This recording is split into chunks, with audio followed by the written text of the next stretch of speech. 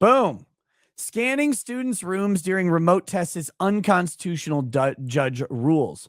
So if you don't know, colleges in particular are trying to find ways to crack down on cheating on tests and stuff, especially with remote test taking. So what you have is that you have this like a proprietary software that shuts down your ability to use your computer for anything else, and but allows you take the test on this machine.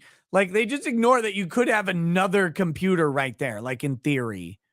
Like if you're gonna have people take remote tests, just write it with the assumption that they'll use technology to assist in the test. So you add a strict time limit on the test, and then you write them with the knowledge that people can look up the answers, and that's what you have to do. That's how you have to adapt to this shit. But instead, what they try to do is lock people down. Well, the new hotness was like to not only lock down the computer, but to also use the built-in camera on the computer to scan the room. And you had to consent to a scan of your property to take this test, to look for materials that you could use to cheat.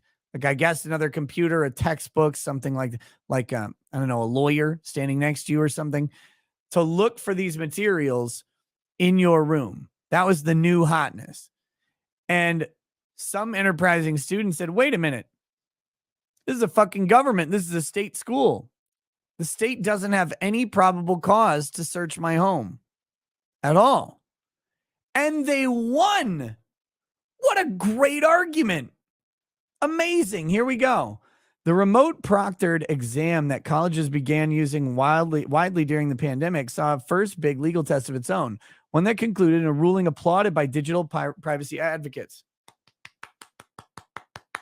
A federal judge this week sided with a student at Cleveland State University in Ohio who alleged that a room scan taken before his online test as a proctoring measure was unconstitutional. Aaron Ogletree, a chemistry student, sat for a test during his spring semester last year. Before starting the exam, he was asked to show the virtual proctor his bedroom. He complied, and the recording data was stored by one of the school's third-party proctoring tools, HonorLock, according to the ruling documents. Ogletree then sued his university, alleging that the room scan violated his Fourth Amendment rights protecting U.S. citizens against unreasonable searches and seizures. In its defense, Cleveland State argued that room scans are not searches because they are limited in scope, conducted to ensure academic fairness and exam integrity, and not coerced. Not coerced. If you say no, you fail. But it's not coerced, bro. You don't have to do it, bruh. It's completely voluntary, bruh. Fuck these people. Fuck them right in their anuses and ears. U.S. District Court Judge J. Philip Calabrese on Monday decided in Ogletree's favor room scans are unconstitutional. Quote, Mr. Ogletree's privacy interest in his home outweighs Cleveland State's interest in scanning his room. Yes. Accordingly, the court determines that Cleveland State's practice of conducting room scans is unreasonable under the Fourth Amendment, Judge Calabrese concluded. Better get a warrant, motherfuckers. You got to get a warrant to scan my room for a test. Fuck you right in your fed holes or whatever. Fuck you. Stay out of my room. Stay out of my house. Why do you get to come in here? Well, you're going to take a test. Fuck you. You made me take this test. You made me do it.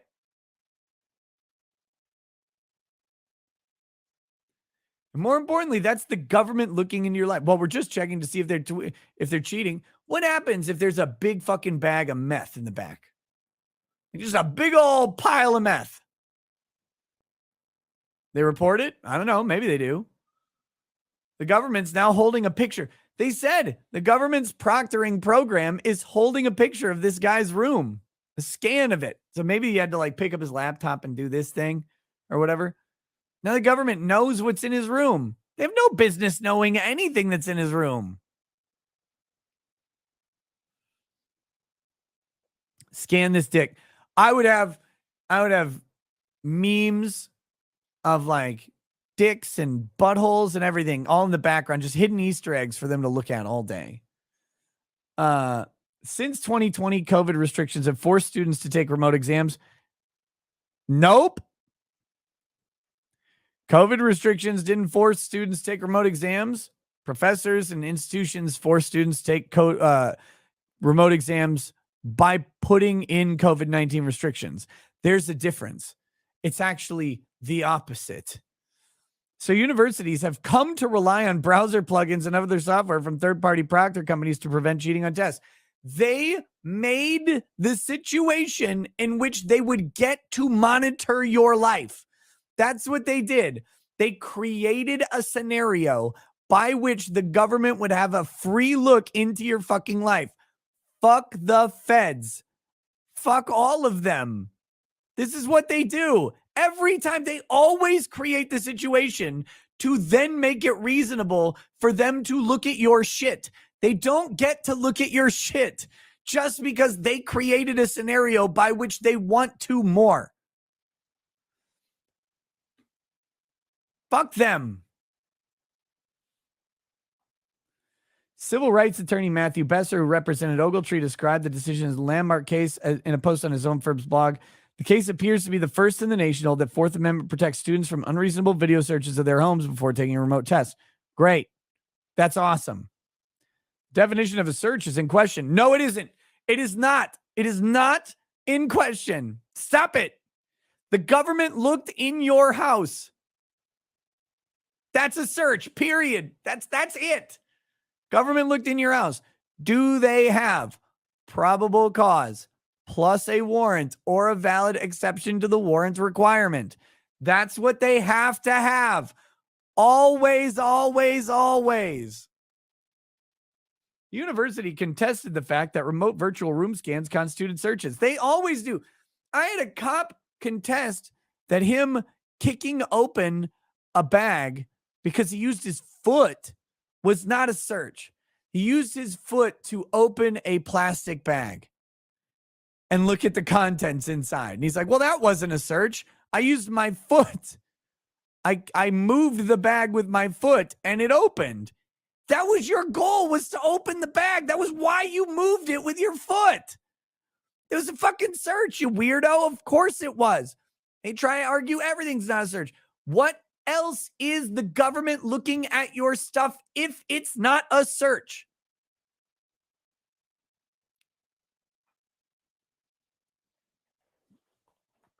Oh, the scan of Ogletree's, it argued that the scan was a regulatory process unrelated to criminality with a goal of exam integrity. The government's looking at yo shit. It's a search. You cannot give a millimeter on this subject for any reason. Well, the government's just blood testing you because they want to make sure you don't spread COVID to someone, bro. Well, but I don't want to be blood tested. Yeah, but they want to make sure you're not. Well, I'm not going anywhere. That too bad. We're going to check that blood. I'm going to just check that blood. But I have other things in my blood that you may not want to know about, like my AIDS. Sorry, we're going to check that blood. Oh, looks like you're a Republican. Get fucked, right? This is how it goes. It's how it always goes. Government is always looking for a way into your life that they can justify, but there is no justification ever. And if you think otherwise, get the boot leather out your mouth. Because they will always, always, always use this to fuck you. And what they're trying to do is get enough spit on their boot so the next place it goes is your ass. They're nasty people. The scan of Ogletree's room lasted no more than a minute and as little as 10 seconds. The defense argued, according to court documents, the scan was brief, only revealed items in plain view. So they're not in plain view until you force them to turn on a camera. They're not in your plain view. And the student controlled the inspection to the extent that the student chose where in the house to take the exam and where in the room to direct the camera. Too bad. Doesn't matter. Plaintiff was free to object to the scan, the defense added. A student who refused to perform the exam could still take the test, the school argued, even if opting out meant getting no credit for the exam.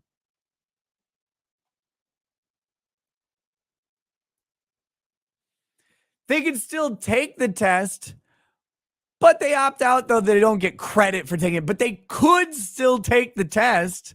They just get a 0. Listen to the arguments these people make.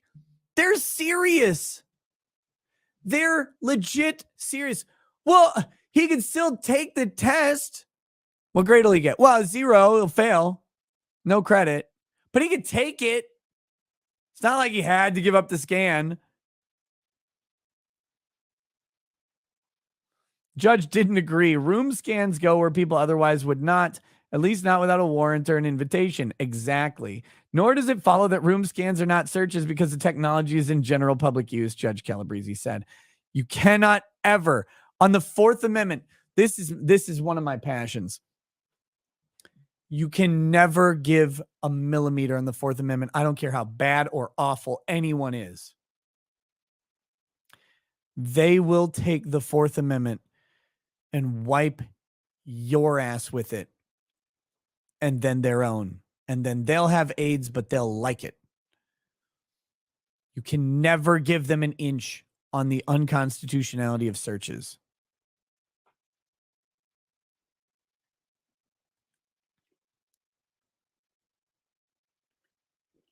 The government wants nothing more than to be in everyone's home at all times. That's what they want. You know how much easier it is to catch criminals if you're just always in their home. You know how much easier it is to catch the tax cheat if you're just in everyone's home. You know how much easier it is to stop domestic violence if the government's already in the home. You know how much easier it is to punish your political opponents when you're already in the house. All those previous things are interests of government in the constitutional sense. Compelling interests of government to levy and collect taxes, compelling interests of government to prevent the harm of its citizens.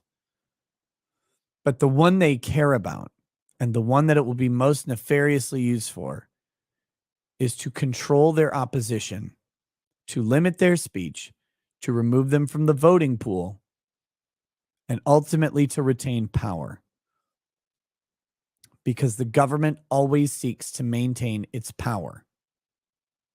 It is a function of government, of every government throughout all of history, in every instance. There is no benevolent Big G. Big G is always suffered as the necessary evil, which must be suffered at its absolute minimum as long as possible.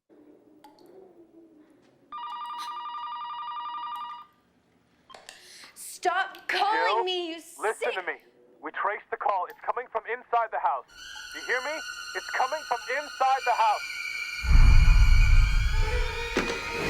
You need to get out of there right now. You?